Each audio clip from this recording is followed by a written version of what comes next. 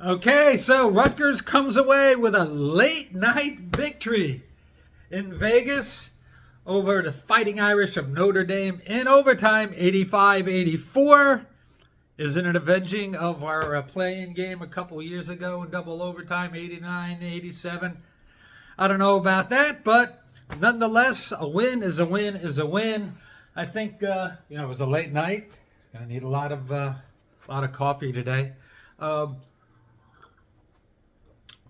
I think a lot of Rutgers fans expected this to be, a pretty easy win, and something that we shouldn't have to worry about. Of course, I didn't feel that way in my preview. I said, don't be shocked if this winds up being a loss.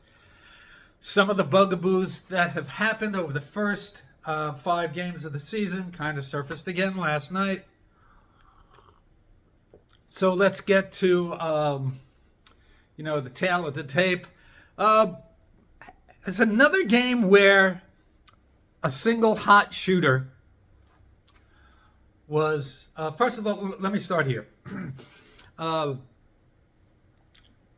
This game was all about Dylan Harper. He had one of those games, 36, 6, and 6 on 12 of 22 shooting, 10 of 14 from the free throw line. A lot of it cutting to the basket, getting in the paint, layups. We haven't had that kind of force. We all know over the past 2-3 years how bad we were. Our missed layup rate was always one of the worst in the country. So to have somebody like Dylan be able to score, be fluid, be that guy for the second game in a row, he was the guy. We talked about how him and Ace are probably going to go back and forth. Insofar as who's the man that night, some nights it'll be both of them. Ace was the big dog a couple games in a row. Now it's been Dylan, and Dylan carried us last night. So props to him and putting the team on his shoulders and carrying us to victory. But a guy that we wanted in the transfer portal that we talked about, we hoped we can get out of Princeton. We thought maybe Zach Martini and Matt Allocco can pair up, come to Rutgers. Matt Allocco killed us last night, 24 points, 10 rebounds. He had three threes to tie a game in overtime after we had taken the lead. He was just throwing up shots, and they were going in. And this gets to my opening point about how there's always that guy, whether it's Matt Allocco last night, whether it's Randolph on St. Peter's, whether it's Bashir or Marmouth, Clark and Merrimack. It looks like opposing teams are saying, you know what, Rutgers can't stop our best shooter. We're just going to launch threes. And last night, it continued. Notre Dame put up 33 threes, hit 14 of them for 42%. The pattern is established. It's there. Went through this in the preview. How you see how teams are stepping up. The amount of threes they take against us, until you prove you can stop it, they're going to continue to do it. So we had the problem of not being able to stop them. And by the way, Notre Dame's leading scorer, Marcus Burton, missed virtually the entire game. I think he played 3 minutes. And still, this game went to overtime. And still, Notre Dame had a guy that was problematic for us. Nonetheless, it was kind of a nip and tuck, a game of runs back and forth. We had these swings back and forth. How was it going to end? Every time it looked like we would battle back and take the lead, that would be it, including in overtime. And, it was a game of streaks. It was tough like expected. Notre Dame had a 25-15 lead. We outscored Notre Dame 17-7 in the first half. It winds up being 32-32 tie. We actually had a better shooting percentage in the first half. It was 43 to 39%. Irish, and this is going to be another thing that I get to in a second about things that we haven't been great at that came back to bite us again last night. First half, Rutgers were out-rebounded on the boards 24-13. That's not good. We eventually, in the second half, we take a lead, 41-36.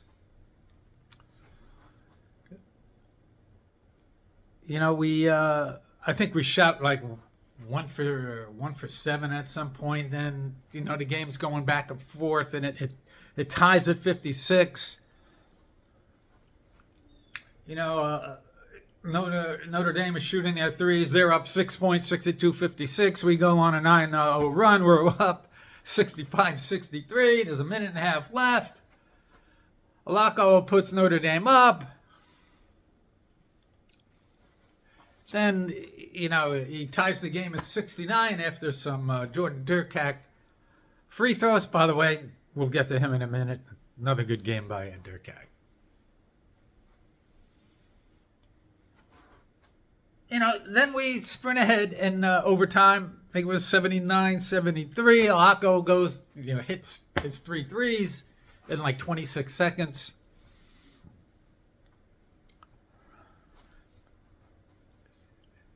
We had, I believe, an 81-75 lead. It's tied at 84. Dylan hits 1 of 2 free throws. We go up 1, and then Allocco rims it out from the top of the key. And the game ends there. So it was a wild game, but there were a lot of... I'm not ecstatic about this win. It's a win in a tournament against a team that's probably going to be pretty good, even though they're only 4-2. Name brand program, a team that has beaten us in the play-in game. But there are things we need to fix. If we have any ideas about getting, not just to the round of 32 to Sweet 16. I mean, just get into tournament play without the play-in game. We have some things to clean up. We were, our free throws weren't great last night. We were 9 for 12 in overtime. That's 75%. That's about where we've been lately, in the low 70s, shooting free throws after, just being bad year in and year out. But we'll get to the overall stats in a second. The team's threes, willingness to take threes, killing us. Notre Dame was 7 for 17 in the first half. As I said, they put up 33 for the game. They shot 14 for 33, 42%. That's pretty good. The rebound bugaboo, again, out-rebounded 42-36. This continues to be a problem, as is defending the paint. These things are going to have to be worked out. We have some flash, but we're going to have to play some fundamental basketball if we have designs on making a deep run into the tournament. Only had 9 assists last night. A lot of that probably had to do with our shooting wasn't great, and I'll get to that in a second. We had 3 blocks, but for the second game in a row, his a positive when it comes to playing a mistake-free ball. We had 9 turnovers. That's 2 games in a row, only 9 turnovers. So there was a couple things there that we did okay. But this was the Dylan Harper show. Ace didn't have a great night last night. Second game in a row. He had 10 points, 4 rebounds, and an assist, 4 for 12 shooting. He did have a big shot down the stretch to put us ahead. I think he put us ahead on that one. But kind of subpar game, but he'll bounce back. I'm not worried about that. Jay Will, love what he brings. Just love that guy. 10 points, I think 6 rebounds.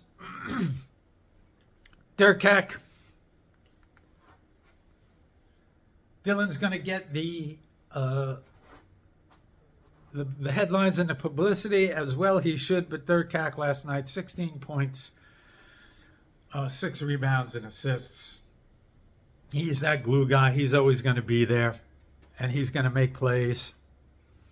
Good job by him. 5 for 12 shooting.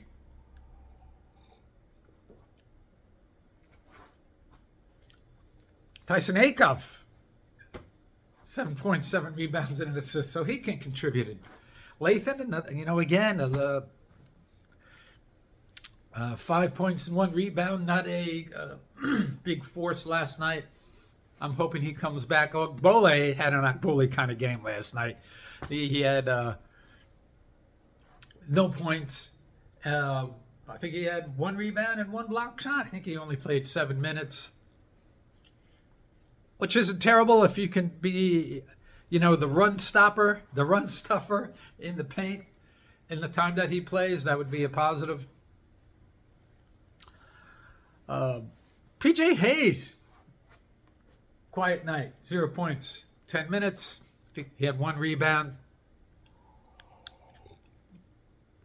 So last night was just one of those games where the role players,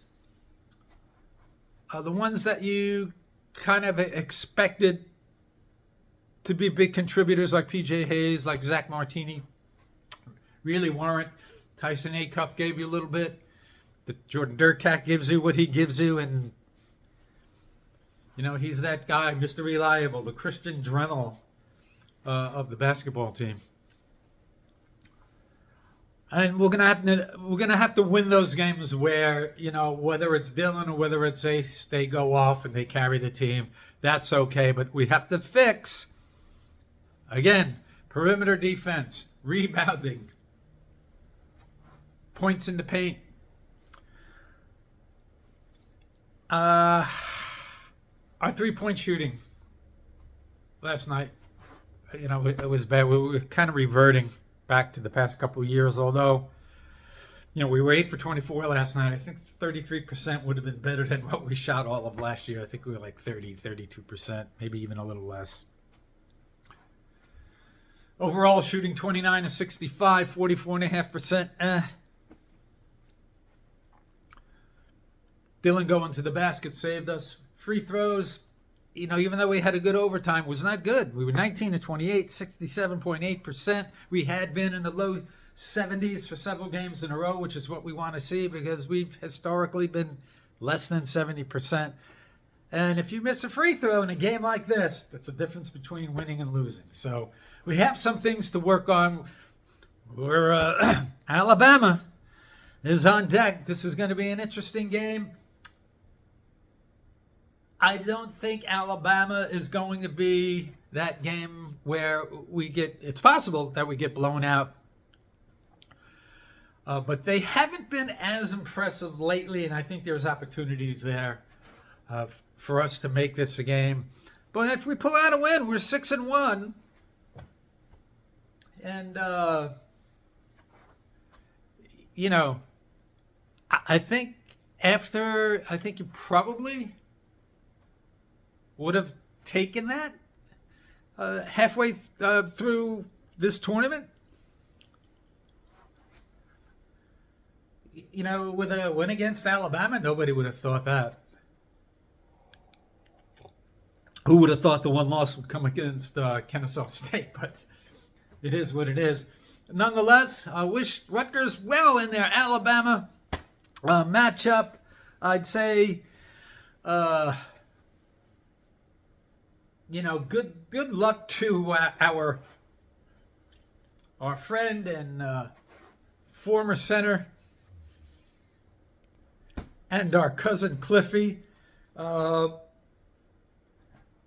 not this time. Actually hasn't been, as of late, hasn't been getting much playing time. I don't know how much impact he's going to have. Nonetheless, let's hope for a really good showing against Alabama. Enjoy your Thanksgiving, everybody. Enjoy family, friends, football, Rutgers basketball, and looking forward to going into East Lansing and playing well and coming out with a win. 7-5 and a bowl win wouldn't be a total loss of a season. Everybody enjoy the rest of your week, and we will see you the next time.